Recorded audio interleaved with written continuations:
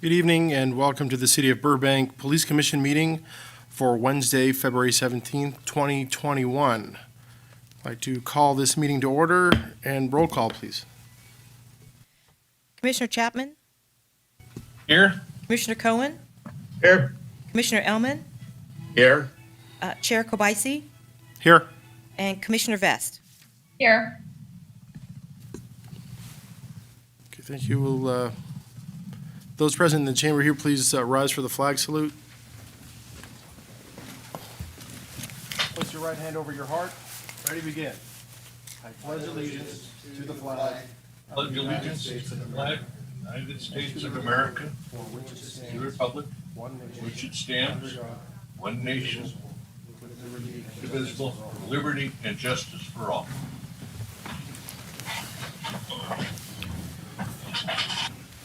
Thank you.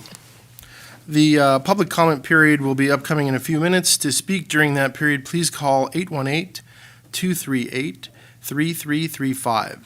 City staff will answer the phones and announce speakers in real time to the chair when the public comment period begins. Again, that number is 818-238-3335.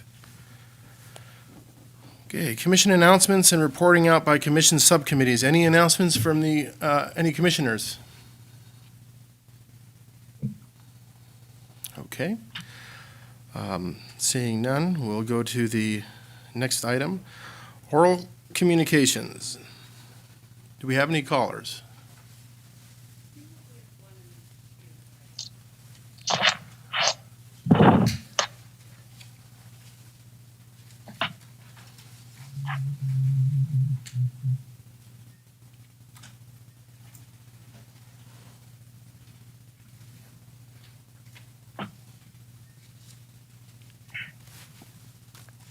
I believe we have a caller. We're just trying to get it connected.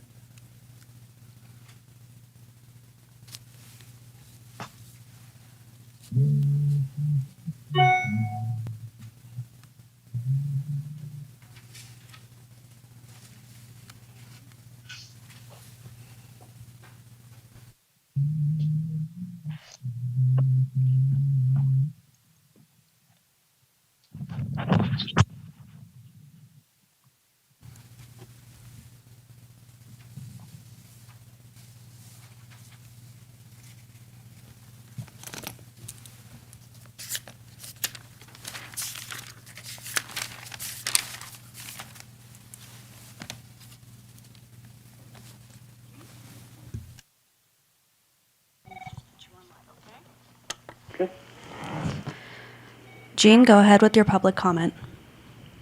Hi. I'm concerned because we had this.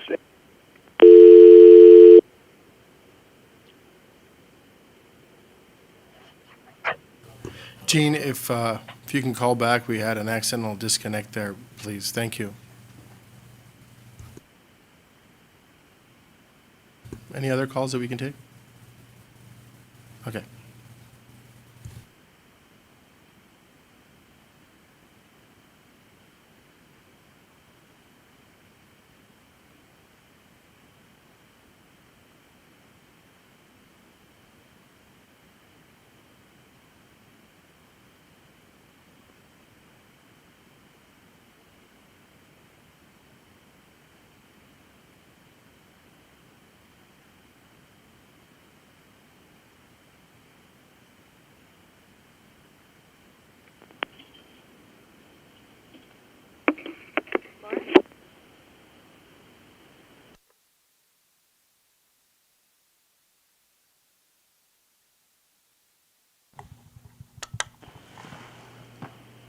Our next caller is Laura. Laura, go ahead. You're live with the Police Commission.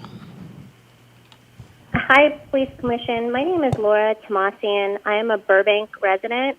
I'm also a volunteer with the Volunteers of the Burbank Animal Shelter. And prior to the pandemic, I volunteered at the shelter for regularly for at least 8 hours a month, and I've fostered kittens and dogs through the animal shelter. And I did want to speak on behalf of something that I understand to be on the agenda tonight, which is the discussion regarding whether the animal shelter should be outsourced. rather than remain a city service. And I wanted to speak on two fronts. First, as being a volunteer with the animal shelter, I would urge the commission to have it remain a city function, as I do think that the animal shelter is a really important part of creating a sense of community in the city and drives a lot of purpose for the volunteers themselves. And I think even more importantly, as a citizen of Burbank, I have a real sense of sincere pride in our civic responsibility and the way that the city has dedicated resources and its time to the welfare of its animals. I moved to Burbank because of the high level of services that it offers to its citizens, including the school districts for my children, the safety of that's offered through the police department and the fire department. And I also moved to the city of Burbank for the sense of security and safety that it offers to its animals. I've personally witnessed the staff display extraordinary compassion and care and thoughtfulness when dealing with the animals in its care and the citizens that rely on the animal shelter for its services. I'm extremely thankful to the staff for all of the care that they've demonstrated to me personally prior to becoming a volunteer with the shelter. One of the animal control officers found one of my cats to have been deceased. My cat got out, and they handled it with such compassion and care that I will forever be grateful for them for helping me through that difficult moment. And I think that that is a level of service that would not be provided to citizens if this city function was outsourced. And so I urge the commission to seriously consider retaining this as a city function. And thank you very much for your time. Thank you for your call. Next caller.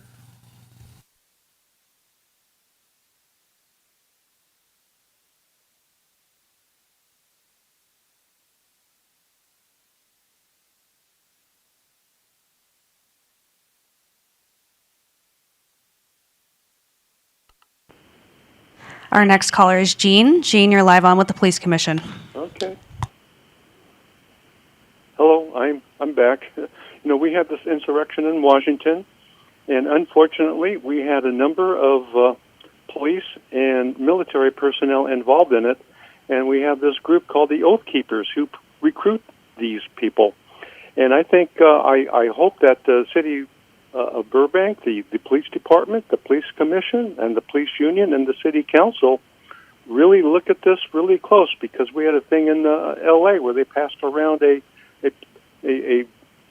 Valentine, a very sick one of George Floyd. And I hope if we need to have some clear parameters of, what is hate speech, what is insurrection speech, and what is free speech. And I think we need to have that, and we need to be alert to that, because we have people out there actively recruiting.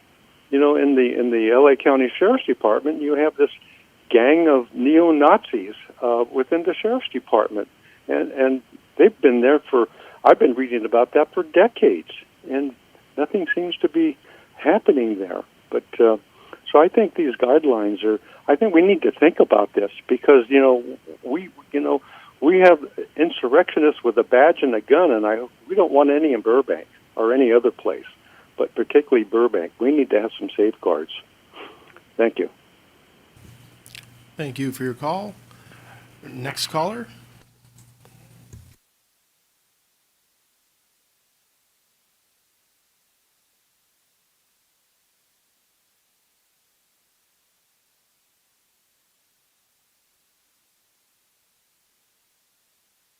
Thank you. Our next caller is Dawn. Dawn, go ahead with your comment. Thank you. Good evening, everyone. My name is Don Burgess. I'm a resident of Burbank. Actually have been here for 18 years. And I wanted to talk in support of not changing the animal shelter to an outside source or outsourcing it. I also am a member of VBAS, a volunteer for the shelter, and have been for several years, and have been very active in fundraising, which, as you know, supports the shelter greatly with medical supplies, volunteers, and so forth. The two key points that I'd like to make is that I think you really need to keep the service local and city-run, because right now, as the previous caller said, there's a great deal of pride and ownership with the city services here in Burbank. And that's because a lot of the people that work there live in Burbank. So they have a great deal of pride in the quality and their responsiveness to needs of the community. The second is once you start outsourcing things, there's less accountability. There obviously is contractual accountability, but I think what you'll find is that people will be less satisfied with the services, and you'll lose your local pride that the shelter gives all of us. I've been to the other shelters that are in the surrounding areas that have been outsourced, and you just don't find the same type of service, leadership, and community that you find here at Burbank. Thank you. Thank you for your call. Next caller.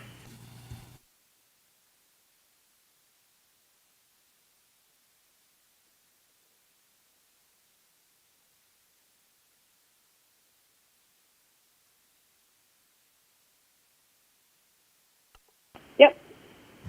Our next caller is Alicia. You're live with the Police Commission. Go ahead with your comment. Hi there. My name's Elisa Cunningham. I'm a resident of the city of Burbank. I'm calling in regarding the item on the agenda about outsourcing the animal shelter, and I agree with the previous caller. The city of Burbank is a city of services, if nothing else, and we're a lot more things than that, but really it's a point of pride of all the services that we offer. Having an animal shelter that we are in control of and not having it go to an outside source, I think it's a very critical part of who we are. You guys probably understand that in the pandemic, there have been just an excessive amount of people that have adopted pets.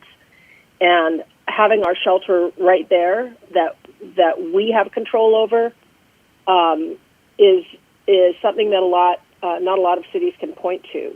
So, and I believe Burbank has a much higher percentage of animals given our equestrian district.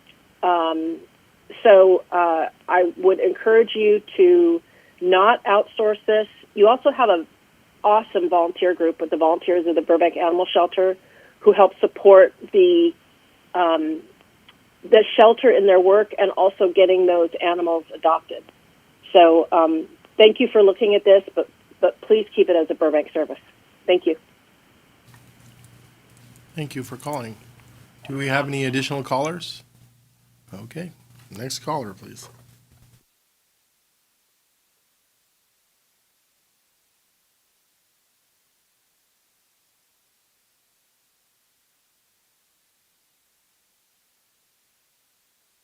I hear them. Our next caller is Jane. You're live with the Police Commission. Go ahead with your public comment. Hi, I just wanted to thank you all, first of all, for enabling this opportunity. I feel it is really valuable. Additionally, my concern with the animal shelter plan is that you're planning to remove it from police jurisdiction, where it has been since, I believe, 1955. And I wanted to highlight the tremendous overlap that animal control has with the police, as has been reinforced to me by employees from animal control, that they actually assist the police in criminal activities where people have pets, where the police are involved. They might have to arrest somebody, and if that person has pets, animal control needs to be there to take those pets into protective, surrounds. So I'm only one voice, but I really want to plead that animal control does not get taken out of the jurisdiction and involvement of the police force. Both sides are tremendous people, and they work together very well. And I feel if it ain't broke, don't fix it. So please keep our wonderful animal control as it is. And thank you guys for everything that you do. Thank you. Thank you for your call. Next caller? Any other call? No callers at this time. Okay, then. I guess we will then move on and close the oral communication and move on to commission response to public comments. Any commissioners want to respond to any of the comments made?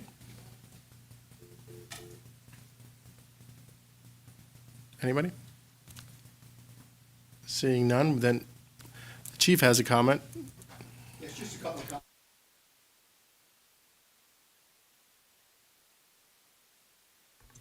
The first comment in respect to the animal shelter is that we're not being asked for a fine. There's no proposal to make changes here tonight.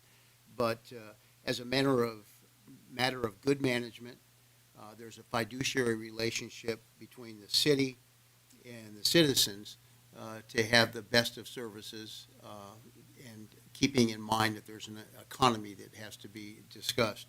So periodically, what all municipal entities do is review each and every one of its operations to see if it should be revised in some fashion.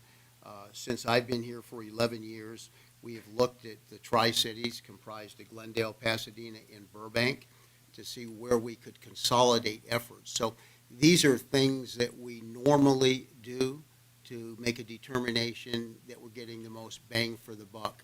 So let's first wait for the presentation tonight and see what happens on that. But we're not going to make a final decision on anything tonight. There can be recommendations made to the council, certainly, and that's the approval authority. And in respect to Jean that called in, no, excuse me, it would be, yes, Jean. There was an article in the LA Times today.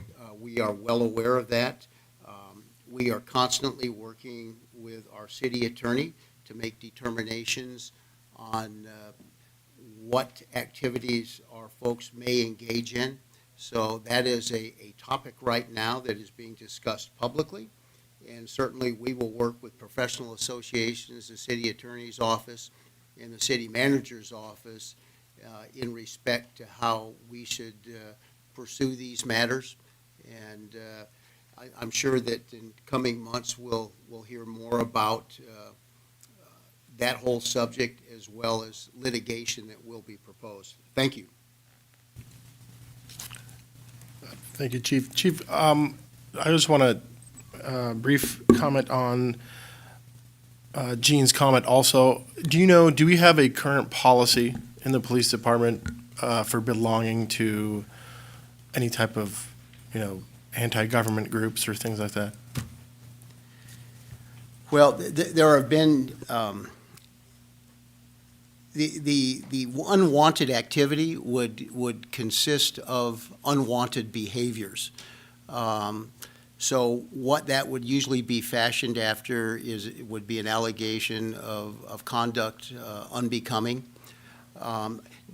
No allegations, to my knowledge, have ever been made against any of our personnel, at least in the last 11 years, for that type of activity. But again, I understand the sensitivity of it. There are new groups that are coming into existence all the time, and there's nothing that is in any of our policies that defines you can't be a member of this group or that group. So again, because of the sensitivity of the matter, the legalities on all sides of these issues, we will be working with our city manager and city attorney's office to determine if there needs to be a policy statement. Thank you. Also, for clarification for the commission, this item also pertains to our ongoing list of items that we've been working on, and some of the discussion that we received about decoupling, defunding the animal shelter from the police department. So I just wanted to remind everybody that that was also part of this topic. Any other commissioners, any responses to the callers? Okay, I think we're ready for the presentation. Sorry, excuse me. Approval of the minutes from January 20th, 2021. Do we have a motion for approval of the minutes? We have a motion, a second.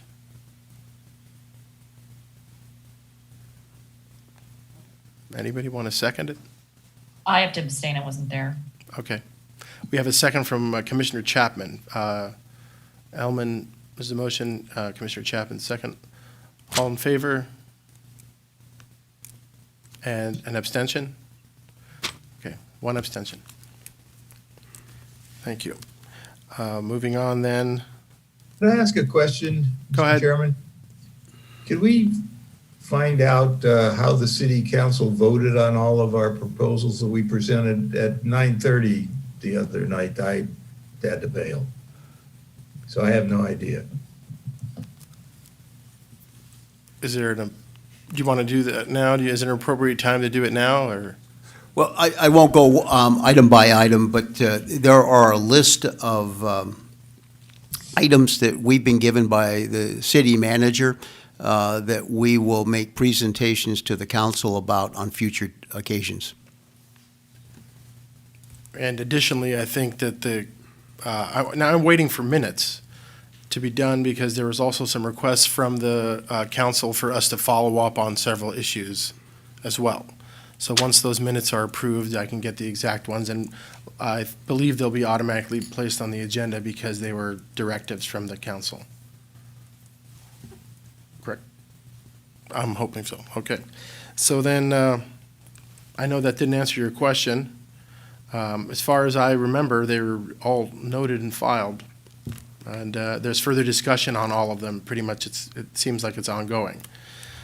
Okay, so let's move ahead then with the presentation on the coronavirus pandemic within the PD, what the PD is doing for that. To present is Lieutenant Scott Meadows. Welcome. Thank you. Good evening. The reason I'm here is I'm here to give you a presentation about what our response has been to the COVID-19 pandemic. I have been responsible for oversight of that, and I have a PowerPoint, if you could pull that up, please.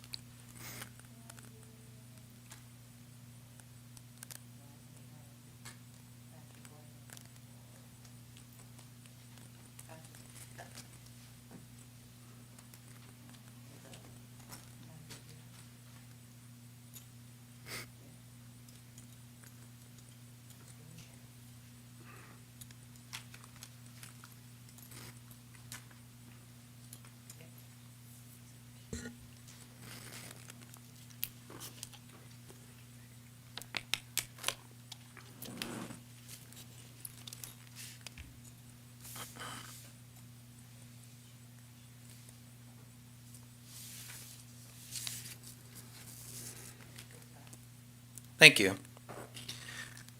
So the first thing I want to address on the PowerPoint, it will be the challenges that we face as a police department. One of them is, the top one, is that we have a public building, so we have people coming and going from our facility in a variety of means. We have the lobby, we have the jail, and we have a variety of events that go on there and people that come and go regularly. The next is that we operate 24 hours a day, 7 days a week, and that has never stopped, and it probably never should stop. And so what that means is in the middle of the night and during the day, morning, evening, at all times, that police work must go on. Ever since the pandemic has begun, our police department has never stopped. And like many people have, we would like to be able to shelter in place, but we can't do that because we must operate all the time. Another thing that impacts us as a challenge is that we respond to radio calls and we have a lot of public contact. For example, if somebody calls the police because they need us, we can't decide to Zoom it from the police station or that sort of thing. We have to go oftentimes. And so when we do go to, we have to go to homes, we have to talk to people in enforcement environments, we have to have close contact sometimes with putting our hands on people to handcuff them, that sort of thing. So we have a lot of exposure.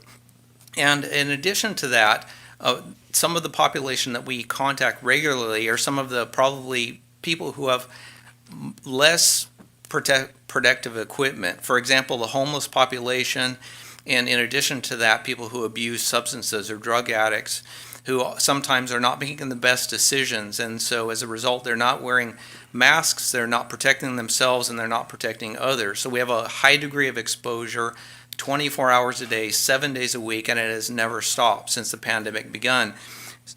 So we have a lot of exposure. So the next thing I want to address is how we've begun to protect ourselves and the citizens we serve from these things. So we've taken on a lot of means, as you can see from the slide.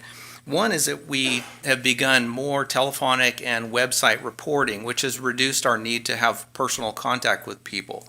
The next thing we've begun deep cleaning of the facility 7 days a week. That, for example, the high-touch areas, doorknobs, light switches, all those sort of things. So we have deep cleaning of the facility. Another thing we've done is we've begun disinfecting of the police vehicles, which began very early in this in the COVID pandemic. So we have contracted a company which disinfects all the patrol cars in addition to any of the police vehicles that desire it. So we have that ability to rotate them in and disinfect them. We've also increased our hand sanitizer stations throughout the police station. We make those also available in the police cars. The officers have sanitizers that they can carry with them in addition to sanitizing wipes. We've also acquired and distributed a large volume of N95, KN95 masks, and we have a supply in reserve all the time, so we have those available to our employees. We've also relocated our roll call sessions to a larger room so we can have social distancing of our officers as much as we possibly can. We've begun screening questions by the communications center, so they have the ability to, and they do ask the citizens if there's some exposure risk that we can avoid. For example, they can ask the citizens to come outside their home, so we don't have to go inside and expose them or them expose our officers to it. We've also restricted lobby access. We've reduced our station tours. We've also, we're not doing them now. We've also reduced in people coming into the police station unnecessarily. For example, we've postponed the community academy, we've postponed the Explorer academies, we've reduced jail visitation down to only necessary things, which would be attorney and client issues. We've also introduced rapid testing for any of our employees who want it, which is very close to the police station, and we can get results within 15 minutes. So we've increased testing. We've also eliminated temporarily our pay to stay program, which is people who have temporal sentences that they serve on the weekends. So we've eliminated that to reduce exposure. We've also limited outside vendor access. We've increased the number of arrestees that we cite out so that we don't have more exposure in the jail. We've introduced employee screening, which is we screen the employees. There is a series of questions they must respond to, and there's also non-touch temperature devices that we screen employees with. In addition to that, we've allowed the employees to access their personal 457 or their investment plan without penalty in case they need to take time off for their own illness or family. And we've acquired a volume of personal protective equipment and supplies, and we have a lot of resources for that. And so the next thing I'd like to address is the trend we've seen in our police department about our own exposure. This is on the chart, as you see in the PowerPoint, is the number of employees off work since we began tracking, which would be March 1 of 2020. This chart doesn't reflect the positive cases only, but anyone who has been exposed and needed to be off work for a period of time. As you see from the chart, we had essentially none, and we had a very, very low exposure all the way up until about July, which was quite impressive considering the fact that the pandemic was taking off. And I do attribute that to our officers' diligence and their practical means of protection, which existed already, and a high degree of emphasis on protection. You do see on there also that we had several spikes. We had one basically about halfway through the year. Then we saw one in about August, one in early December, and then the highest peak we have, which is about mid-January. The highest number of employees we had off at a particular time was 24, and I must admit that the deputy chief's memory was better than my initial research because he remembered that and I did not initially find it. So I owed that to him. And so you see, as far as the trend, we are presently down to only one employee off. We've been that way for about 3 weeks, so we've seen a steep decline. Now, the positive signs, I like to point out we've seen the proverbial light at the end of the tunnel, is we've seen from our employees, both the sworn and the non-sworn, an immense amount of dedication and commitment. And I am profoundly impressed by what our employees have done. While many people have been able to work from home, most of our employees cannot do that.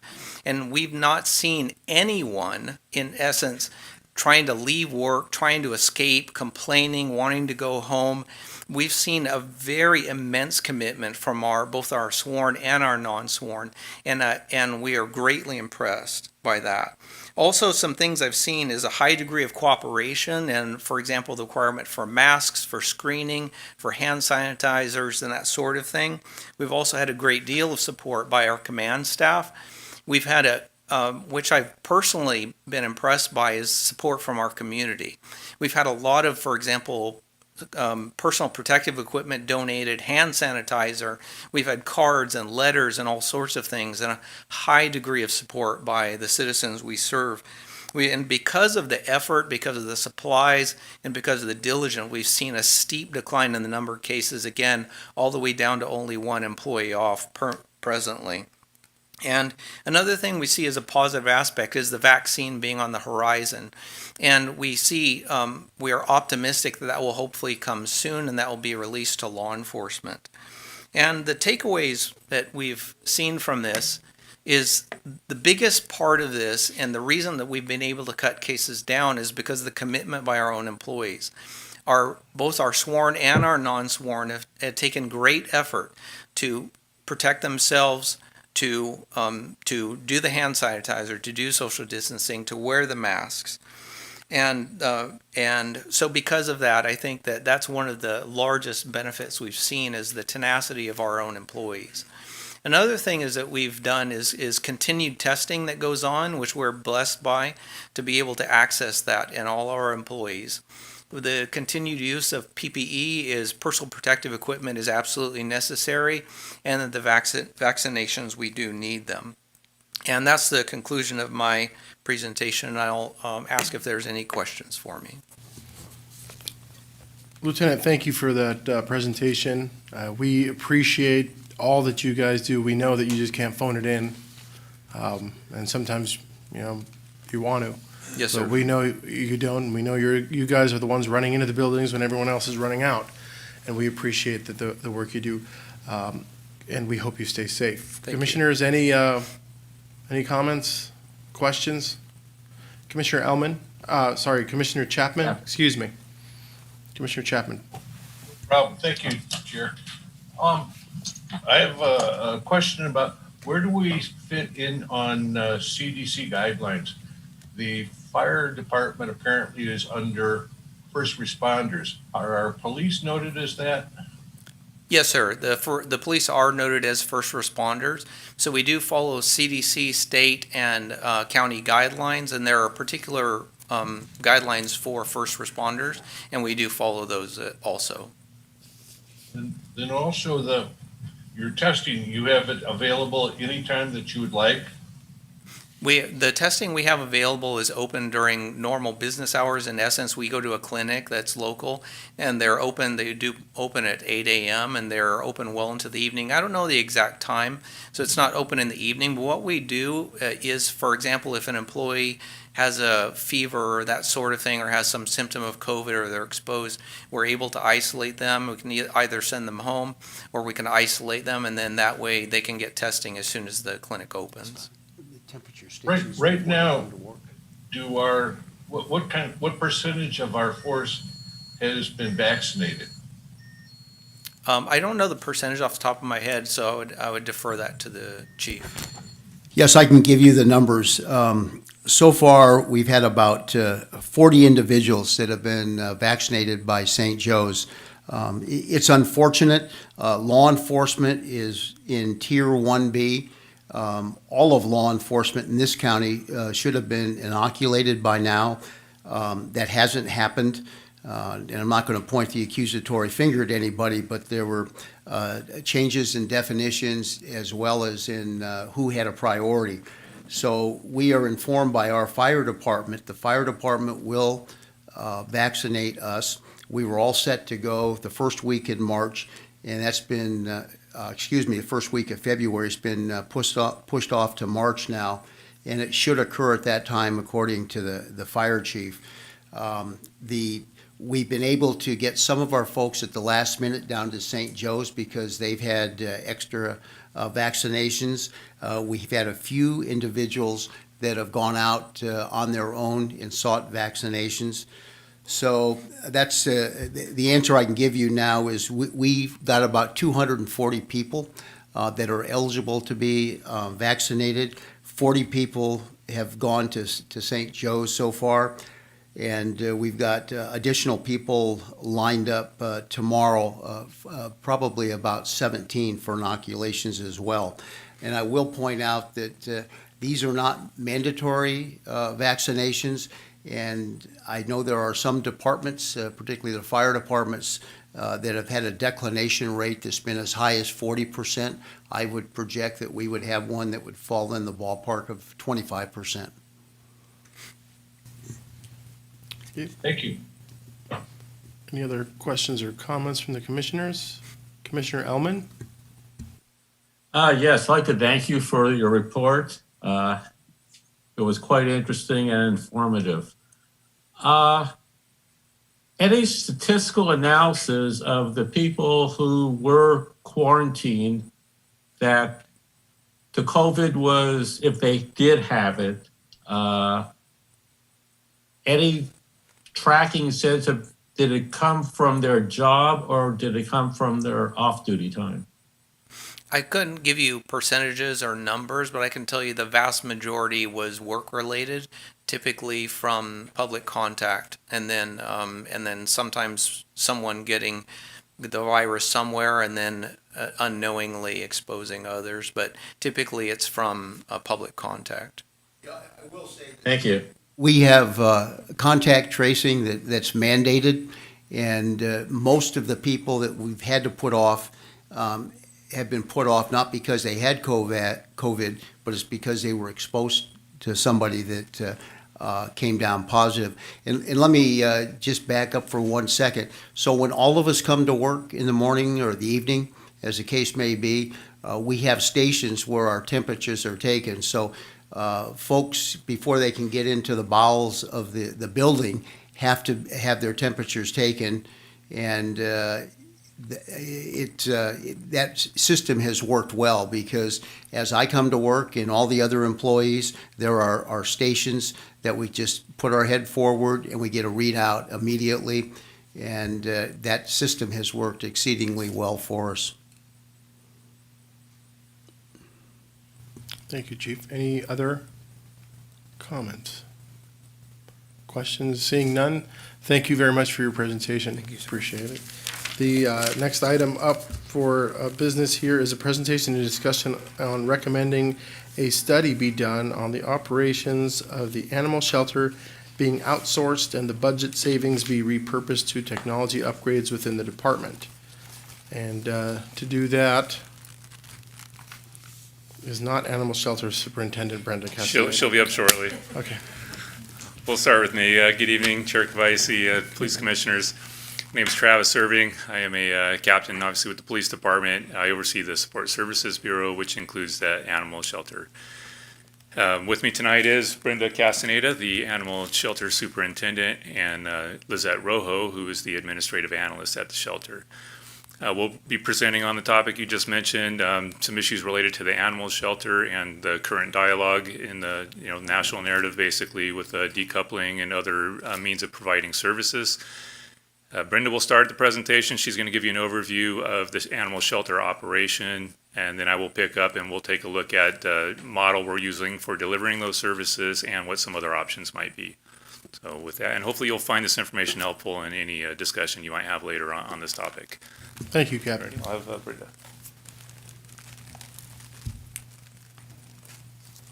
Welcome. Good evening, Chair Kobaisi, Commissioners, and Chief LaChasse. Brenda Castaneda, Animal Shelter Superintendent, and I'd like to thank you for the opportunity to speak about the shelter tonight. So, yes, thank you.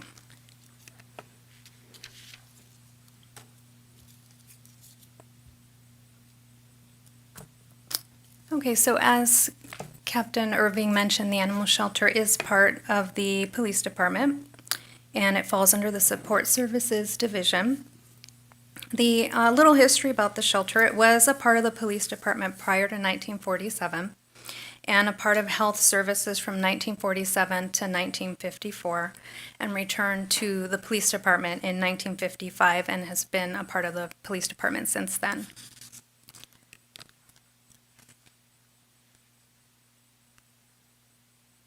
So the shelter has 14 positions budgeted. The breakdown is listed here for you.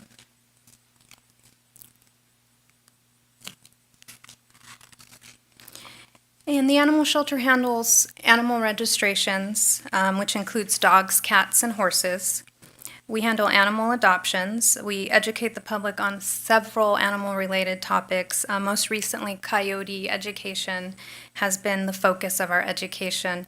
And our efforts include educating residents on deterrence, on how to deter coyotes from their property, and also hazing coyotes, which is a term used for scaring coyotes away. For this effort, we've put signs around the city. You may have seen them at parks and the Chandler Bike Path. We've also purchased posters that have been put up at bus shelters and created a website, coyotehazing.com, so that residents can access this information easily. We've distributed flyers, and we have also assigned a special patrol weekly for animal control officers to speak to residents and visitors on Chandler Bike Path specifically, and other areas where the coyotes are often seen. So we provide microchips servicing for residents' pets, and it's low cost. We also provide lost and found services, where we have a website where people can submit a lost report. They upload their pet's information, and the system will automatically generate an email to them when an animal that matches the description that they've put in comes into a local shelter. So it's all automated and easy for residents. We do provide low-cost euthanasia for residents' pets, and we also work closely with the Veterinary Public Health Department, where we submit sick and deceased wildlife in order for them to test them to see if they have diseases such as rabies, West Nile virus, and murine typhus. We do enforce animal-related laws in the city, which I will cover in more detail on another slide. Okay, and a big part of what we do as well is saving animals. And there are many ways in which we promote our animals to ensure that we minimize euthanasias and continue to increase our adoptions. Normally, we would have several adoption fee discounts promotions held throughout the year, during normal times, of course. We showcase animals on social media. We work with several nonprofit organizations. and we attend various community events when they are put on. Right now, we are taking appointments, and people are still coming in to adopt and transact business in the shelter, but it is by appointment only. And I should mention that we've had a tremendous response from the community during this time, during COVID. It really is amazing that animals was one of the first things that people wanted to do to help and to have in their home during this time when people are home during quarantine. We do also keep our animals longer, and we place them into foster care when needed. And this is a tremendous resource for us. We also have an excellent veterinarian and a veterinary technician that take excellent care of our animals. If an animal has too many issues that must be taken on by an owner, then it's more difficult to place that animal. So our medical team removes as many of those issues as possible in order to make the animal adoptable. So in addition to routine veterinary care, issues such as upper respiratory infections, dental extractions, ringworm infections, and testing for common cat diseases are handled by our medical staff. Our euthanasia rate does remain low, but unfortunately, some animals are euthanized due to disease that is incurable, severe injuries, and aggression issues. And we have not had to euthanize due to space in several years. Okay, as far as enforcement duties, when patrolling, animal control officers do enforce laws such as leash law, picking up after dogs, and dog registration. They do inspect local pet shops, kennels, and stables to make sure that they are not violating any of the municipal codes. Our calls for service, they do include picking up stray animals, picking up sick and injured wildlife, responding to dog bites, vicious and dangerous dogs, animal cruelty, neglect investigations, barking complaints, and checking on the number of animals kept in a residence, and also picking up deceased animals. We do submit criminal filings for violations of local and state laws and issue citations. And animal control officers are often called out to assist police and fire when animals are involved in their calls. And another thing that we do is we also take in animals from residents during natural disasters. So as far as the police department specifically, for the police department, we will pick up animals when arrests are being made and contain animals when search warrants are served in and outside of Burbank. And our medical staff does provide veterinary care for the department's canines. And also our animal control officers are available 24/7 for emergencies.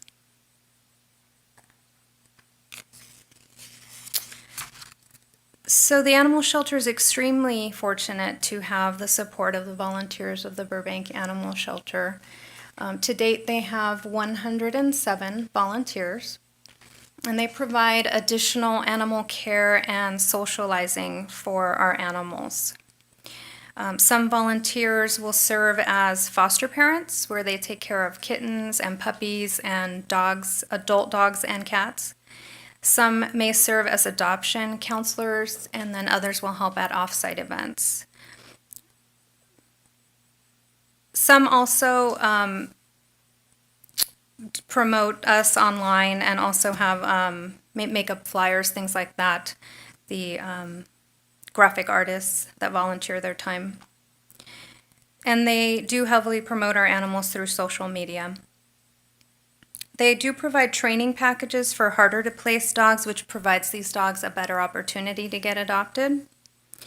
And they also fundraise for the kitten and puppy foster programs, which provides all the necessary supplies, food, medical care needed by these animals. So without that financial support, we would not be able to provide these foster programs. They also pay for consultations, specialized care, and surgeries provided by veterinary specialists. Again, a lot of what they fundraise for goes directly to medical care. They also manage the shelter's barn cat program, which places feral and semi-feral cats into barn homes. And because of their support, the shelter has saved the lives of thousands of animals and is deeply embedded in the community. Okay, so our shelter statistics as far as calls for service. In 2020, the animal shelter had a total of 5,070 calls for service, and the majority of these calls were for picking up stray and deceased animals, followed by investigation-related calls, patrolling, and wildlife-related calls. And these are some numbers for our animal statistics. So in 2020, we received 1,146 animals, and of those, we adopted out 636. Our medical staff handled 541 spay and neuter surgeries, and we returned 203 animals to their owners. Our euthanasia number for 2020 was 82. Again, this number continues to be very low for us. In comparison to LA County, their average euthanasia percentage for all of their facilities is 34%. Our number represents a 9% euthanasia rate. And just to give you a better idea of how good that is for us, in 1999, our euthanasia percentage was 37%. So, as you can see with the community support, we have made great progress in the area, and we continue to strive for the lowest euthanasia rate possible. So that concludes my portion of the presentation, and Captain Irving will continue from here. Thank you. Thank you, Brenda.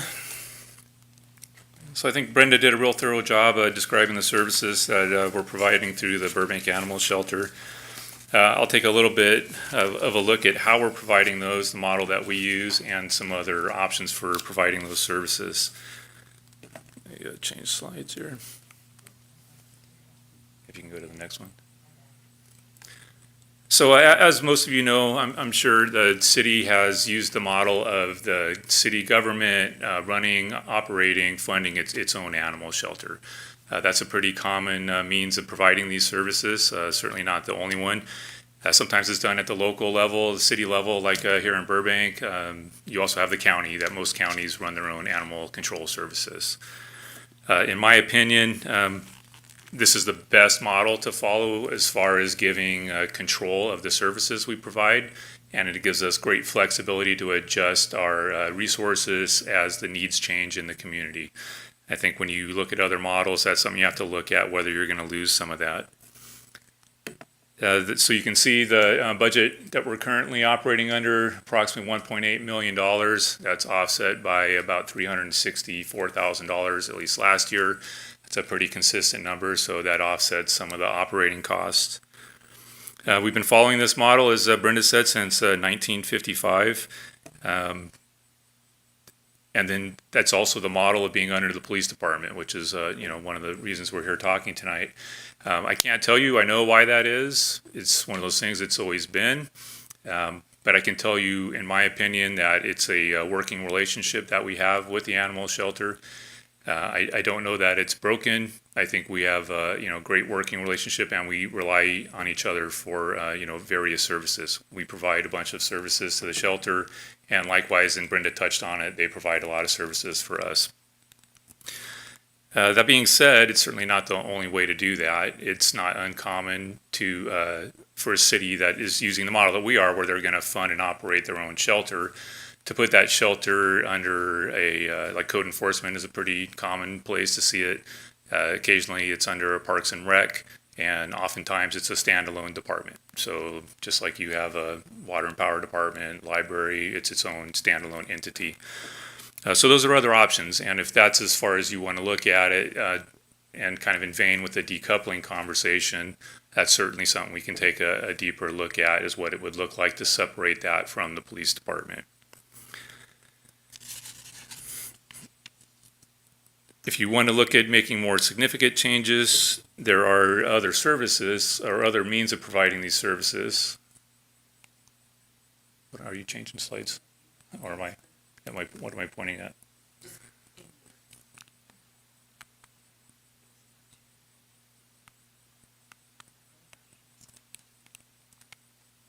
Looks like there's only a couple buttons to push.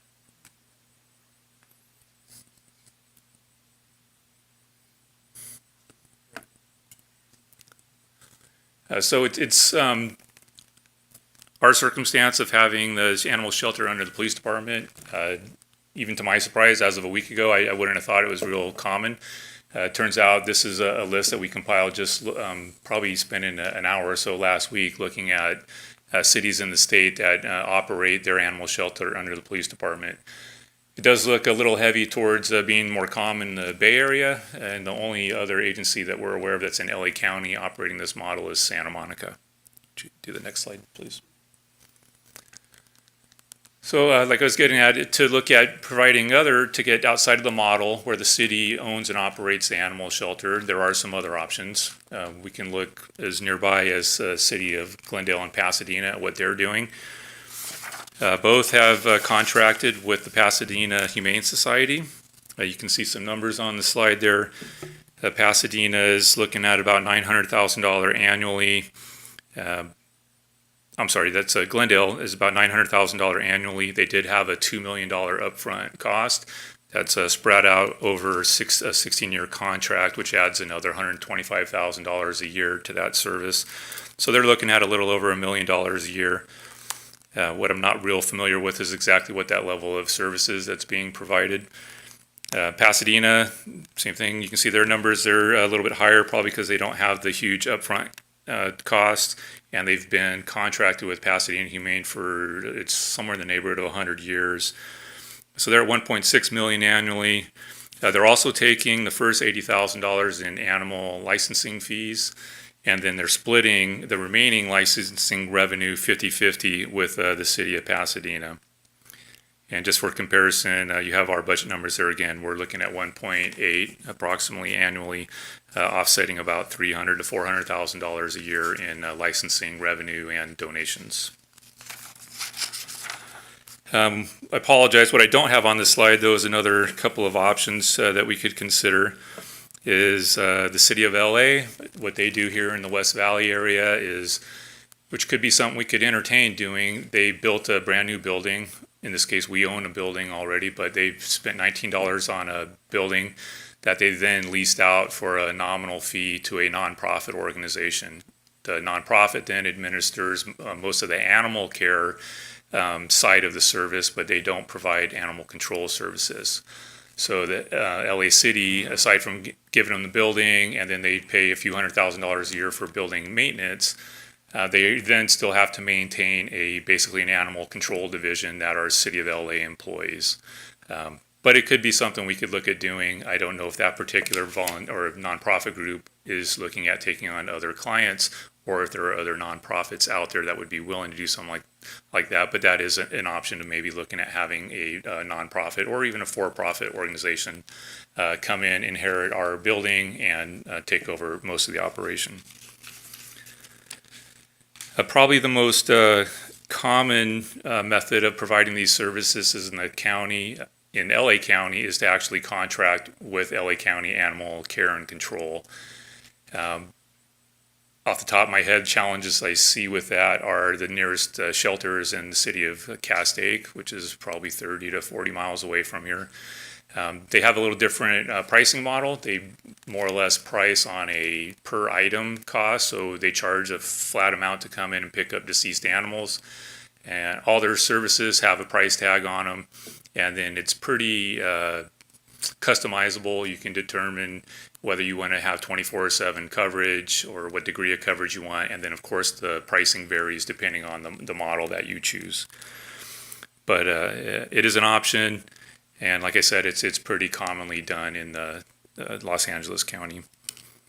Last option, which is in my opinion not a real likely possibility, is there are some nonprofit or for-profit agencies that will they operate their own shelter. They provide some services. It varies greatly from nonprofit to nonprofit what kind of services they provide.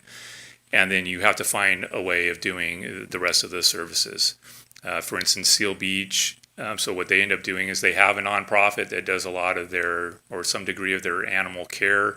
They help relocate people with lost pets. They do a certain amount of services, but it doesn't cover all their needs. They then turn around Seal Beach and contracts with the city of Long Beach to provide the services that are lacking from that. That seems to be a more common model used by much smaller cities. And like I said, I don't believe that's probably the best fit for us. So if you can go to the last slide for me. So that's what I have as far as different options that you could look at. Obviously, if you give us some direction or through council, gives us direction to take a deeper dive into any of these topics, so we'd be happy to do that. And there are probably some other options out there that I'm not aware of, and maybe after this meeting, some people will call in and give us some suggestions, but we're happy to look at whatever it is you want us to look into. So with that, I'd be happy to take any questions. And Brenda's still available if you have any questions for her.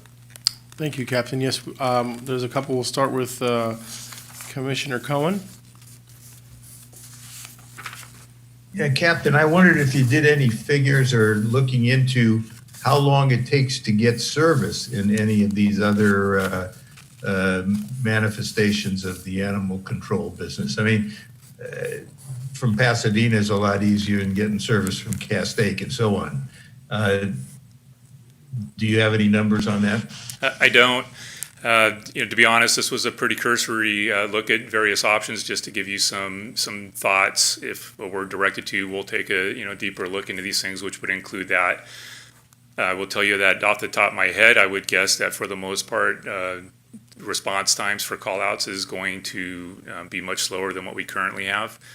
I did speak to someone at the city of Glendale last week who has a contract with Pasadena Humane, and they were overall happy with the services that they have there. I think they have some concerns about the cost. The contract has escalator clauses in it, so the price goes up generally annually. But they were, mostly happy with the service. It's just a matter of whether they can continue paying that. So, like I said, if we're directed to do so, there's a lot more information that we could gather, and we just haven't done that yet. Thank you. Any other questions? Commissioner Chapman? Good. Thank you both for your presentation this evening. I have a question about our budget that we're discussing. There are revenues that come in. What are those revenues based on? Are those licenses for services provided, donations? All the above. You hit them all. Okay. It's a combination of fees that we charge for various services, licensing fees, registration fees, and there's a fair amount of donations that we get from the public. All right. And is that amount included in the totals for the budget? The one so that's coming from the city. You have what, 18, almost 2 million. Is a percentage of that part of the revenues that you were showing? No, we're getting about $1.85 million to operate the shelter from the city this year, and what we get in return is some revenue around $364,000 last year, which gets returned, unless I'm wrong, to the general fund.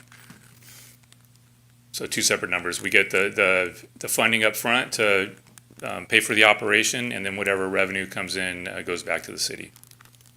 It mentioned in the report, which was really enlightening, is how much volunteer work is provided to the department. Is there any kind of record of how many, I don't know, hours or something like that of how much we gain? Let me bring Brenda up. She might have that answer for you.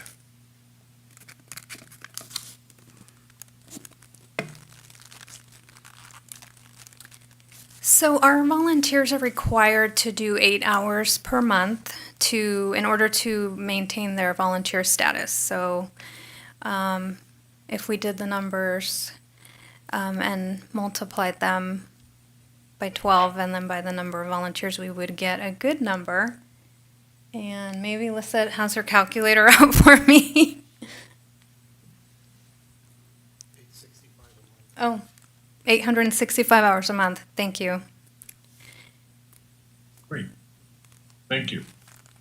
Yeah, they're a major resource for us. We rely on them heavily, both for their the hours they put in working the shelter. They do a lot of fundraising, and they're extremely involved and passionate about the animal shelter. In those cities that, for example, Glendale, that use a service, is that based on totally paid services, or does that also include volunteers in that department? I don't know. I don't know if they're using volunteers in that department. I would imagine Pasadena Humane has a pool of volunteers, but that cost, I believe, is whether they are or aren't. That's what Glendale and Pasadena are paying for those services. Great. Thank you, sir. You're welcome, sir. Any other questions? Any commissioners? I've got a couple. Captain, the officers, are any of them authorized or have any authority, peace officer authority at all? The officers for the animal control? Yes.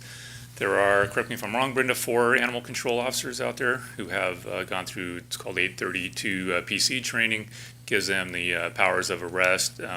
They have the lawful ability to make physical arrests. Generally, they use that power to write citations. And they're kind of a unique breed out there for that reason. It's probably partly why, I would guess, why the animal shelter has been under the police department all these years, is there is that law enforcement angle to it.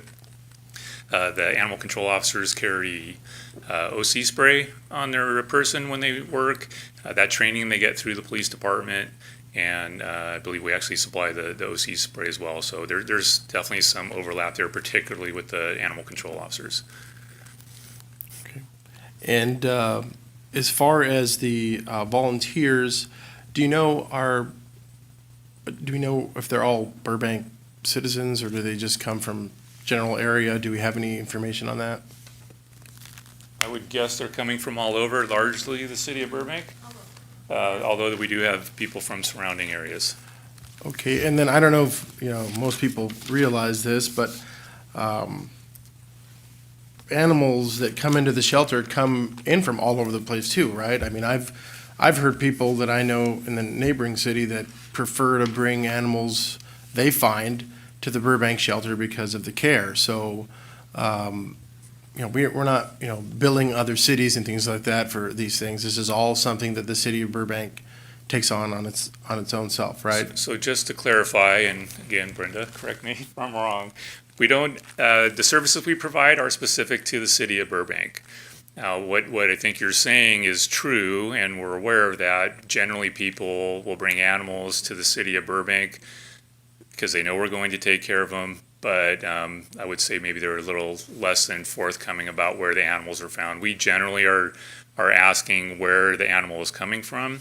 If it's found in the city of LA, we will direct them to take it to the city of LA. But I think people realize that if whatever you tell us, if it's the right answer, we're going to take the animal.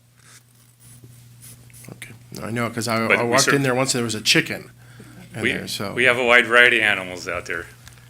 Fish, turtles, you name it. My last question on this is the training that all of the staff get. Is that something that the police department is responsible for, or do they do their own training in-house? For let's say they go to a residence and there's a investigation issue where a pet is being harmed. Is that training something that the police department gives, or do we ever have any situations where it gets violent with these officers? On occasion, luckily rarely, but of course, if they have a problem in the field, they carry radios. They being the animal control officers, they carry radios on their person. If they need help out in the field, whether it's in a residence or out and about, they get on the radio, and it's going to be the police department that responds. As far as the training, there's a little bit of all of what you mentioned. They participate in some of the police department's in-house training. They participate in some of the city mandated training, whether it's CPR, sexual harassment, discrimination type training. And then on their own, they're doing their own in-house training and then sending people outside to other training providers. So a combination of all those. Thank you. Thank you, both Captain Irving and Superintendent Castaneda. Are there any other questions from any other commissioners? Okay. Thank you very much. Seeing none, we will continue the discussion if you want to, if there's any discussion, since this is on the agenda, on making any recommendations or pushing it to the next. Commissioner Elman? Yeah, I thought the presentation was very interesting, but I kind of picked up that the only justification for changing our model was about budget. And I have a hard time with that because I love animals. And I can think of some other city departments I would like to see changed if we're going to save money. I would like to, I'm not in favor of changing the model we have right now. And I think it's important because there's communication that happens. And if we bring in outside agencies, we lose that communications. I'll give you an example.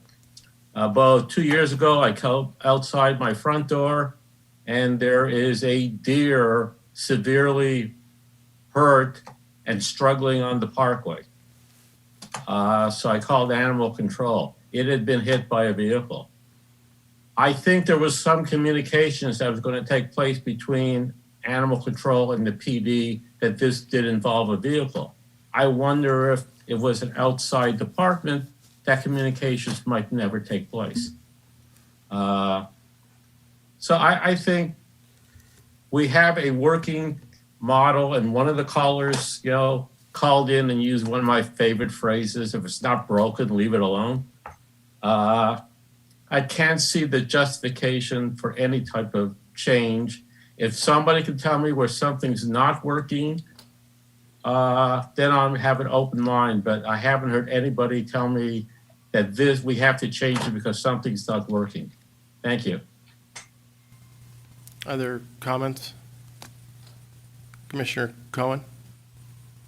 Or are you just giving a thumbs up? Commissioner Vest? So my experience with the animal shelter is this. I volunteered there when I was in high school. My firstborn came from there, Sammy. My mom regularly donates blankets and collars and leashes there. I donate food. And I've had experience with, obviously, the Burbank Animal Shelter, and I've also had experience with the LA System Animal Shelter, and it's like night and day. And I think one of the really good things that we have in this city is the personal communication and the people that are there. They genuinely care about the animals. This community cares about animals. And I think we would be doing a major disservice to remove this from the police budget, because the way that it is now, as Commissioner Elman already said, it works. People are happy, the employees are happy, the community's happy. And to change that because of money just doesn't seem right to me, because it's not the saying, the cheap comes out expensive. Well, if we fix this to the point where it's no longer in our budget, and then we go with a lesser service, that's going to affect the animals' care, that's going to affect the community, that's going to affect the people that work there. And I'm not quite sure exactly how this works, but if those folks that work at the animal shelter have police powers, and then you change that and they no longer do, then the animal cruelty aspect of it is still going to be a responsibility of the department, because they're going to have to investigate animal cruelty, whereas it's already being handled at the shelter level, I think. Correct me if I'm wrong. But that shelter is one of the things that makes Burbank special, that it has a sense of community, and you even have people that volunteer calling in saying, please don't do this. And that shows, that they really don't have a stake in it, right? They volunteer. They're not getting paid, and that's how much they love being there and being a part of that shelter. And it's important to this community. It's important to the animals. And I grew up in this town with that shelter, knowing you can go there to visit the animals or drop things off, donate. Everybody's always friendly. And I think if we change that, we are doing something that is negative for this city. Thank you. That's it. Thank you. I talked to a lot of people out in the community about this issue, and like some of the other issues we've been dealing with lately, many people in the community tell me, hey, we came to Burbank, or our parents came to Burbank because of the wonderful services, because of the safety aspect, because of the great schools. And I think that that's kind of, what makes us unique, and what pits us up against whatever national narrative there is, and why we have to be careful in keeping things, Burbank relevant. So I agree with the fact if it's not, broken, don't fix it. I think, I'm not trying to say, God, I used to always, growing up, I'd say Burbank is the best place in the world to live in. But, I'm, biased. But the reason this is such a great place is because we prioritize things like this, and these things cost money. Personal experience, I once called about a squirrel that was, run over in Glendale, and I'm not kidding. This was after they took over, Pasadena Humane Society took over. They said, don't touch it, leave it there, and they didn't come to pick it up for 3 days. So, I'm not looking forward to that kind of service here. I had a falcon crash into my backyard, and, within 15 minutes, there was an animal control officer there that, picked him up and took him, and it was, great to see how they handled it and the quick response. And so you get what you pay for. I think that's an investment that the community wants to make, and I think we ought to keep it that way. That's, not just my personal position, but that's from a lot of people I speak to that say, this is what makes Burbank unique. If it's not broken, let's not fix it. So that would be my vote on it. I don't know if we're necessarily voting on a recommendation right now. We're just discussing it, but I think it's always important to keep in perspective how this affects quality of life in Burbank and quality of life for the humans and our pets. Commissioner Elman, I saw you had your hand up. Go ahead.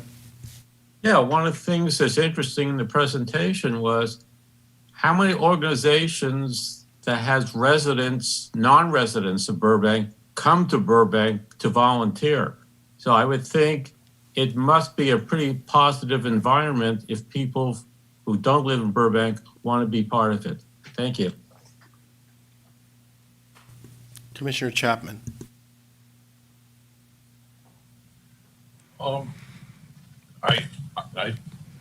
I think that the shelter is certainly a beloved part of our community. But I wonder at the next level up, the city council, when they're having to decide, should we provide money for this department or increase the funding for the mental health evaluation team or some other services? They have to be kind of balanced out.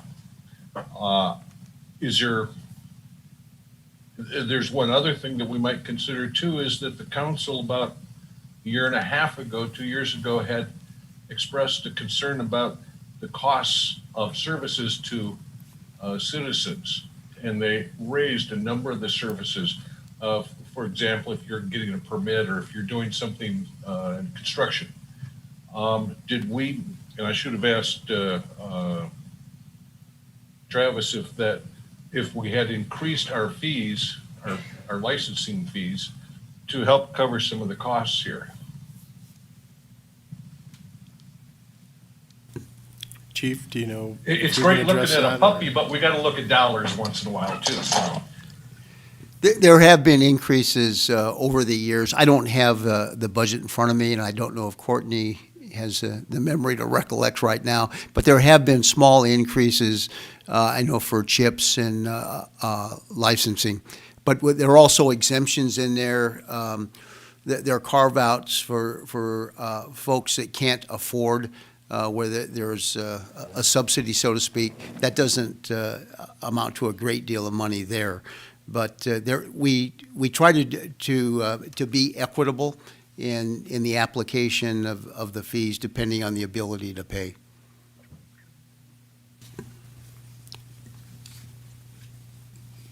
Maybe there's some thoughts from some of the other commissioners. I'll comment on it. You could outsource it. You outsource it, you're going to save some money right off the bat, and there may be some inconvenience. My experience with outsourcing is that it sounds really great on paper, and it works out really great when everyone's bidding to take that job for the first phase of that contract, and then all of a sudden things start to rise, and we end up having to pay a lot more, but not get the services we used to have. So I'd be concerned with that. I mean, obviously, you want to try to save money everywhere you can in a budget, not necessarily just at the animal shelter, but all budgets. But I don't know if that's, what we were, I know that that's what they presented on, but I think the initial task that we were given or that we were going to undertake was the decoupling portion of the animal shelter, and at this point, or defunding and putting it somewhere else. For me, it didn't, I thought about it and I thought, hey, we have a forestry division, why can't we put it there? But then, when you have peace officers working and you have the, already a functioning mechanism that's been there, I started to think the other way. Maybe if it's not broken, we just leave it where it is. But I understand that the budget issue, but I think, Commissioner Chapman, your budget concern could be applied to any department, not just the animal shelter. Mr. Chair, if I can just interject very briefly, the matter is agendized as to whether or not the commission wants to recommend a study be done. So you may want to discuss whether you want more information. As Captain Irving stated, while they were able to present some information, they didn't do a deep dive in a manner that would, I think, constitute a study. So if you want to discuss amongst the commission whether you want to recommend or you don't want to recommend a further study be done regarding the operations and the potential of outsourcing. Okay. That is actually how the matter is agendized. Commissioner Vest, thank you. Who's doing the study? Who would be doing the study? If we say, okay, yes, we want a study done, who's doing it and how? Well, the charter actually says the police commission can do a study. Typically and historically in the past, what I've found since I've been legal advisor to the commission is that the onus falls back on the police department to then conduct some sort of study. I can't recall, very rarely does the commission actually take it upon themselves to go out and do their own study, to go and find other models and then bring it back. Although we have had situations where a subcommittee was set up for commission members themselves to go out and gather information. Okay. So you can set it up however you'd like. We can do that, but I guess my question would be if we're going to recommend whether or not we want to study, what is it that we need to know that we didn't learn tonight? Well, I couldn't tell you. Yeah, that's why I'm posing that to everybody. I'm posing that to everybody, like in terms of we're going to decide whether or not we want a study done or to do a study. That's just not really a burden I really want to put on the department to have to go track down. They have enough to do. But my thing is like, what is it that what answers are we looking for that we haven't learned tonight? Would be my question to everybody. So one thing that you might want to consider, my understanding as we came out of the joint council commission meeting was the decoupling of the animal shelter was part of a larger possibility of decoupling various things from the police department, right? And so tonight's discussion has been in large part about the economics of running an animal shelter, but there is that other aspect of decoupling services from the police department and putting it in other hands that may or may not be better suited. And so that part of the discussion really hasn't been had yet, I think. Yeah. I think we're just on the animal shelter portion of it all. And I think that both of them have a impact on the fiscal issue, either moving it to somewhere else or not. That issue remains the same. So let's then stick to the discussion on whether a study needs to be done, and then we'll take on the decoupling issue separately. Is that what you're saying, Ms. O? Well, I was thinking it's all part of that same study. Okay, so because the way it's being presented on your agenda and the way my understanding of how council asked the commission to look at it was, you don't have enough information right now perhaps you don't have enough information right now, and you may want more information. And as Commissioner Vest said, we don't know what we don't know. So we don't even know if you have enough information or if this was enough. Perhaps it was. That's really the discussion, right? Do you feel like you have enough information now that you can make a decision as to whether or not further studies should be done? And the answer may be yes, but the way it's been agendized is that you're either making a recommendation for a further study or you're not. Okay, well, I don't think that I could, and correct me if I'm wrong, anyone on the commission, I don't think that we could really independently get any different numbers because the source is going to be the same. And I don't think that having the police department do a further study on it is going to come up with any different numbers. The numbers are here. So let's see if we can then do this in a two-parter. I don't know, maybe move past the budget issue, since I don't know if there's consensus that the budget issue is something we can't really get any more information on. I mean, the numbers are the numbers that they gave us. I don't see where other numbers we can get. And then we can go to the decoupling issue. Commissioner Chapman? Just to be clear with the attorney, is the item of business as presented in number 2 there, is that the specific request of the counselor, or was that something that we had added to the agenda ourselves? She's answering, but I can't hear her. But she's not muted.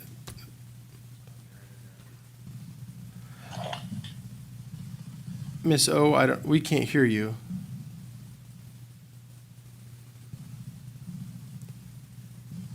Commissioner Chapman, I know that we were talking about the decoupling part is what we had on our agenda.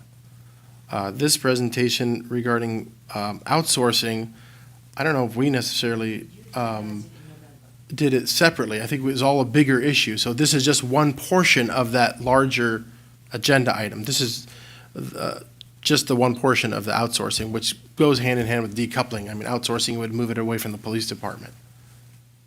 But this was not a request specifically from the council as part of their direction to us. No, I don't believe so. I think, though, that, was it you that agendized it back in November to talk about the animal shelter? Could be. Yeah, so. I just want to make sure that we're not crossing over with our agenda items and what the council is directing us. No, I think this is just a small portion of that larger agenda item. That's how I'm looking at it. So I think that's why I'm saying we could take it piece by piece and just do this portion of it and continue to expand on the larger decoupling issue. This is just a budget portion. Does that make sense? Commissioner Cohen? I can't imagine that we could find out anything that would help us make an intelligent decision. But from experience, I can tell you now, the minute you outsource, you got this wonderful bargain. It's not going to be a bargain. Not only the services are going to be bad, but it's going to wind up costing just as much money. I think we're trying to fix a problem that doesn't exist here. Okay, so is there a motion that we can entertain to move this forward? Oh, nope. I would move we don't move it forward. What do we need to make a, sorry. So I think we want to eventually get to the decoupling issue and make a recommendation on that. So So we need to make a motion that we require no study to continue on. Is that what we need to do? Or note and file? Okay, can you hear me? yeah, we can hear you now. Go ahead. Okay, thank you. Go ahead. I mention it because that's how it's agendized on your police commission agenda. The specific wording is presentation and discussion on recommending a study be done on the operations of the animal shelter being outsourced and the budget savings being repurposed to technology upgrades in the department. Because it was agendized in that very specific manner, I believe it's the proper next step would be to go ahead and have your discussion and make a decision whether you want to recommend a study be done or not. Okay, so if we do recommend that a study not be done or done, does that impact our decoupling conversation? For tonight's purposes? Well, for future, I don't think we're going to get to it tonight, but we're not closing out the animal shelter issue here. We're just talking about the study. Not at all. If you Okay. want to have further discussion on whether a decoupling of the animal shelter or any other function for that matter, support function that the police department does, that may not necessarily have to be with the police department, you can always agendize that and have that further discussion. This study is particular to the operations of the animal shelter. So if you feel you have enough information and you don't want to either conduct your own study or direct the police department to correct further study, you can absolutely have that vote and make that decision. It doesn't impact future discussion items. Agendize it again. Yeah. Yes. Got it. Okay, because my position would be, I can't really say anything about this. I'd leave it the way it is because we have a further discussion about things that may re-impact its fiscal impact, right? I mean, if later on why would we want to do a study session if we end up, let's say, doing a decoupling? Why would we need to do a study session right now? I think I'd rather wait and keep this to later, after we have the decoupling discussion, then come back and answer this, because that may end it. Right, but your direction, if you voted to recommend a further study be done, part of that study could incorporate not just the economics of it, but the decoupling issue. You can frame the study in whatever manner you feel is required, right? Okay. Commissioner Vest, did you have something to say? No, that's. And Commissioner Chapman, I thought I saw you. Wait, Yeah, go ahead. The council has not given us any directive to make a study of decoupling in any way, I don't think. So it seems like what we should do is note and file our discussion this evening. And if the council wants us to provide some more information, at that time, then we could do a study. Commissioner Vest? Well, I think the whole idea behind it, though, is that's what they're reaching for, is the decoupling. And it's like we didn't agendize this to just sit around and talk about the animal shelter budget. The reason why we're talking about the budget is because they want to remove the budget from the police department. So the decoupling and the budget go hand in hand because the whole idea is they want to remove it from the police department. So, I mean, other than that, we wouldn't just be sitting here discussing the animal shelter budget. Am I wrong? No, you're right, and he's right that the council didn't give us direction on it. However, the community members that called in, this was one of the repeating issues, was decoupling, right? This is the direction we're heading in. Yeah, so that's why we took it on and added it onto our list of items to go over. Yeah. Commissioner Cohen? Make a motion that we do not start a study on this issue at this time. I will second the motion. Agree. Okay, we have a first and a second. Let's take a vote. Let's do a roll call on this one. All in favor? Aye. Aye. Aye. Aye. And all opposed? Any abstentions? I don't see. Mr. Chapman, I didn't hear a vote. Aye. Aye, okay, so it's Yeah. unanimous then. Thank you. Ms. O, if you're still there, so that stops that, but we can certainly still go back at our next meeting and go over those rolling issues that we kept on the agenda for the items to continue talking about with decoupling, correct? Absolutely. Okay. Do we need to agendize it? Or are we just assuming that list that we had, we're just gonna keep going through? That may be a Sherry question. I don't know that I couldn't tell you Okay. sitting here right now that I know specifically what topics are left that you want to discuss at the next Okay, so meeting. maybe we'll save that and see if it comes up in the introduction of agenda items for future meetings. That's a good idea. Okay. All right. Next up is general announcements by the police chief. Chief LaChasse. Okay, thank you, Mr. Chair. A couple of items here. Number one, just to inform the public relative to police-related activities for the upcoming month. Next Monday, on February 22nd, the department will be present when the city council considers action on the conditional use permit for the operation at Tin Horn Flats. And secondly, there are members of the department, the city council, and the community that are going to be involved on February 24th.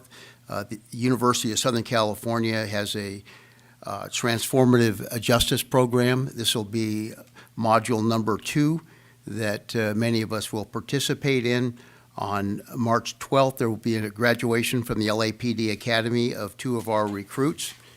And on February 24th, there's going to be the first Racial Equity and Diversity Subcommittee meeting of the council. So there are 2 council members on that committee, Mayor Frutos and Councilmember Springer. It's the city staff will consist of myself, Elizabeth Goldman, who's the Library Services Director, as well as the Assistant City Manager and others from the City Manager staff. So I look forward to participating in that particular function. There was a carjacking on Monday that attracted some public attention, and very briefly, because it's still under investigation, I will inform the public that at about 6:30 on Monday evening on the 2500 block of Brighton, that suspects attempted to carjack a vehicle. The suspects had a gun. A neighbor, who was a security officer, I believe, confronted the suspects. There was a shooting. One suspect was shot. The suspects left the scene, and soon thereafter, we received a call to the area of Macy's in the parking structure. The vehicle that the suspects were in was stolen from Orange County. In fact, one of the suspects had been struck. He was taken to Holy Cross Hospital, where he remains. Another suspect, who was a juvenile, was arrested and currently is in custody. So that is an ongoing investigation, and we'll report more at a later time. A couple of other activities. I want a double-digit increase in both property and crimes against the person. Most of the crimes against property have consisted of catalytic converters, other types of thefts, including thefts from vehicles. So let me just say this to the community. By and large, this is a very safe community, but we also need to be mindful that it's just not our community. It's people that come from other communities, sometimes to commit crime. And our experience has been many of our suspects that are arrested here are from outside our community, and that many of these crimes are preventable. So we need to lock our residences. We need to lock our vehicles. When we have valuables in our vehicles, even though the car may be locked, they can be taken. They need to be out of sight, preferably in a secure location like the trunk. So If there is a specific problem in your neighborhood, please get a hold of us and we can arrange to provide education virtually to you and to your neighborhood. On a good note, we've got a little bit over a 2.5-minute response time to emergency calls, which is very good. And then if you look at our overtime year-to-date response rates to all calls, it's 15 minutes and 19 seconds, which is another very commendable mark. But again, I want to get back to prevention. If you see something, say something, and make sure that you secure your possessions, and we'll all be safer for it. Thank you. Thank you, Chief. Up next is introduction of agenda items for future meetings. And I just wanted to make a point. In our recommendations that we sent to City Council, we included in there a little blurb for future agenda items for review. One of them was the Community Academy Program. Another is partnerships with the community-based organizations. Recommendations, I guess, from the Burbank Police Officers Association, review of the hiring process, and provision of animal control services. So we've committed to them, and they know that these are some of the issues that we're going to be doing. So I'd like to suggest that we take these items and add them to our agenda as kind of a rolling list of things to do over the next few months, unless there's objection to it. Commissioner Chapman? No objection to what you're saying. I have an additional item that's more like a housekeeping item. Okay. On our agendas, it shows under, at the very beginning, the first period of oral communications. At one time, and I believe this was before you came on, Mr. Chair, we had 2 orals, one at the beginning and one at the end of our meetings. And I'd just like to maybe make sure that our commissioners are all in sync. Do we want to have a second one or not? Either way, we should just show it as one oral communication spot. The other is that on the minutes that you see, the people that call in or come to speak, should we be listing, and there's some options here, should we be listing all the names of the people that came to speak in our minutes, or a select few, or possibly changing that to a by category? You know, somebody spoke on this issue or that issue, rather than just kind of hit and miss what we're posting on there now. And this is, I think, probably a short discussion. And if you'd like to agendize it, I think that would be perfect. Just a little housekeeping. You know, Mr. Chair, I'd like to ask the Assistant City Attorney to weigh in on both of those items. That would be, I know the City Council disbanded with the practice of 2 communications portions, and I believe that was the rationale for us stepping back. And then in terms of the names of the speaker, I would be anxious to hear from the City Attorney's representative. Ma'am? Okay. Commissioner Chapman, can I first ask one question before? Can you, I don't know, I don't see it here. Can you point out to me where it says first communication, first oral communication, or first period of callers? Yeah. On mine, it doesn't say that. Mine just says oral communication 3 minutes. But it doesn't refer to it as a first set of callers. That's, I think, what you were saying. Does yours say something different? Yeah. Can you read that? I don't No, know. I can't see it. Just tell me. I'll take your word for it. I just want to make sure we're getting the same. First period of oral communications. I'm just curious why you have something different than I do. So maybe that's what we have to find out first. I'm not, Mr. Chapman, is your agenda the agenda for today, or are you looking at an older agenda? No, this is from January 20th. Of this year? Yeah. 2021, okay. But it is something that we did normally in the past, and it kind of didn't get included, and I'm not sure what the city wants us to do. And I think the chief made a good point, is we need to follow what our direction is there. Okay, so then, go ahead, Ms. O. Well, I I'm gonna distinctly speak very- remember that we did have first and second opportunities for the public to call in. So my question would be is, when did we remove the second session? So I'm going to speak very briefly about this because this specific topic is not on our agenda. The topic that we're supposed to be discussing is agenda items for the future. So in relation to Mr. Chapman's, I believe, potential motion to put that on future agenda. At one point, the police commission did have a first and second period of oral communication because the police commission's agenda tracked the city council's agenda. And so when they made the change, my assumption is that the police commission agenda changed as well. You can put it on the agenda to change it, or you can give direction to change it. It's absolutely what the commission wants to do. If you want to have a second period of oral communication, you can do that. Historically, I think the other reason why it went away is because there was not a huge amount of public participation. So it was not necessarily thought, it wasn't, I believe the feel was that it wasn't necessary to have that second period of oral communications because there was almost nobody who ever came to speak. However, as I said, if you want to put it on the agenda to have further discussion because you want to have a second period of oral communication, Mr. Chapman's put that out.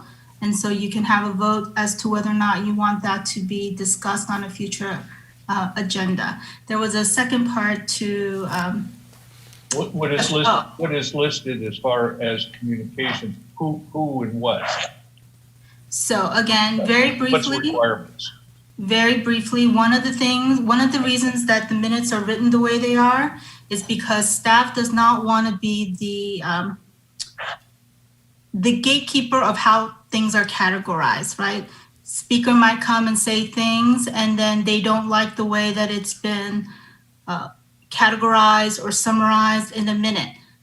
The reason why it's very broad is because all of these meetings are recorded and the public has every opportunity, commissioners, you all have every opportunity to go back and watch the actual recording so you can see exactly what a member of the public said during oral communications, and you're not limited to some characterization in the minutes.